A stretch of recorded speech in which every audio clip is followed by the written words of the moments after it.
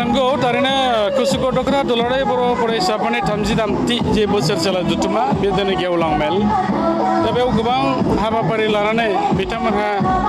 जथुमानि गेजेरजों थांखि बिथांखि आजावनानै लादों दिनै गेवलां मेल बे गेवलां मेलाव आङो रायजो राजाफोर बिथांखौ खावलायदों दिनै जिहेतुके बिटिआर सरकारा मानगोनां प्रमद बर' दैदेननाय जे सरकार बे सरकारा दिनै फरेस्ट राइट एक्ट 2006 बेखौ लानानै जोंनि रिजार्भ ओनसोलाव दिनै गोबांथार रायजो राजाफ्रा रायजो जानानै दं आरो बेवहाय मोननै केटेगरिनि हा थायो मोनसेया जाहैबाय फरेस्टजों रिकगनाइज होजानाय हा बे हा हुफ्रा अलरेडि डाक नाम्बार गासिबो थाजोबो जुबानबन्दी थायो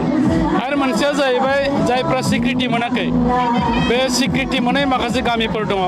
दा बै गामिफोरखौ फरेस्ट राइट एबा फरेस्ट डुवेलार एक्ट 2006 खौ दहाय होनानै जिहेतुके दा हा पाट्टा होनो थाखाय माखासे गोबां हाबाफारि आजावनानै लादों जों नुदों हा मेला एबा भुमि मेलाबो जादों बेनि गेजेरजों हा पाट्टा होनो नागिरदों दा बेनिखायनो एफआरसि कमिटि बाव दङ फरेस्ट राइट कमिटि आरो लोगोसे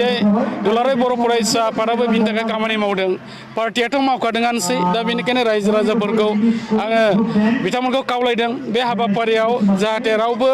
लेहेमिया खालाया बयबो जाहाथे गोसो गुदुङै बयबो दावगानानै फैनांगौ खारन हाखौ लानानैनो मोनसे हारिया थांनानै थायो हा नङाबा जोंहा जेबो गैया आरो हाखौ लानानैनो जोङो बै समनि जे जोंनि दैदेनगिरि बिथांमोन दङमोन उदयाचल लानानै दिनैसिमहालागै बड'लेण्ड जे दाबिनाय उदयाचल जे दाबिनाय बे जाबाय जोंनि हाखौनो लानानै जों दाबिदों बेनिखायनो संकसनिफ्राय लानानै सुदियासिमहालागै ओरै साहा फारसे जेसेबां फरेस्ट ओनसोल दङ बेवहाय रायजो जाबोनाय साफ्रोमबो मानसिफ्रा जाहाथे हा गैयाबालानो थानाङा बिनि थाखाय दिनै सरकारा मोनसे मोजां हाबाफारि लादों गोनांथि हाबाफारि लादों बेनिखायनो आङो दिनै गेवलां मेलनि गेजेरजों खावलायदों जेबाव बयबो जाहाथे दावखोबोयो खुनु मानसिनि हा हुआ जाहाथे ओरैनो थालाङा आरो बेजों लोगोसे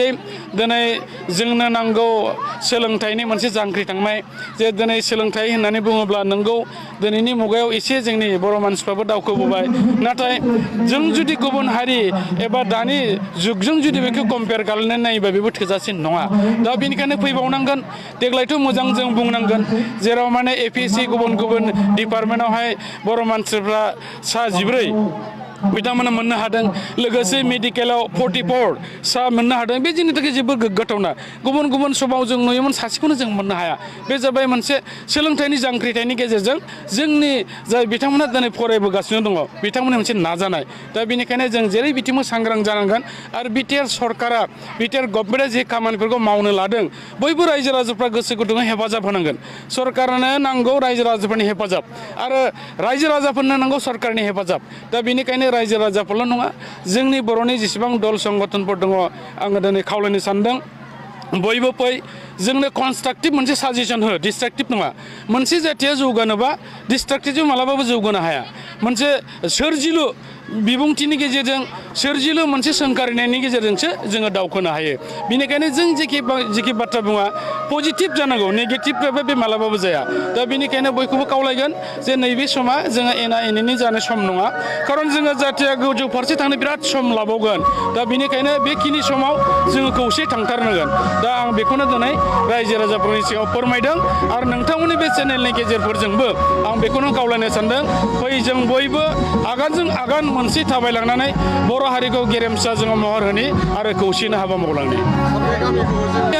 समस्या दङ समस्या गैया नङा बे थाइगिरगुरि महेन्द्रपुर गामिल' नङा जोंनि रिजार्भ ओनसोलाव जोबोरैनो माने गोबां समस्याफोर दङ मानो होननानै बुङोबा बे कुसुगाव दख्रा दुलाराय बर' फरायसा आफादाव आङो मोनथाम टार्मनि सासे आफादगिरिमोन बै समाव जों बेरायनानै बे गिदिंनो नायजोबदों दा बेनिखायनो जोङो बेफोरखौ मावफुंनोब्ला जोंनो गोबां माखासे सरकारनि बिथिंनिफ्रायबो जोङो नोजोर होनायखौ नांगोन दा बेनिखायनो आं सासे एमएलए जानानै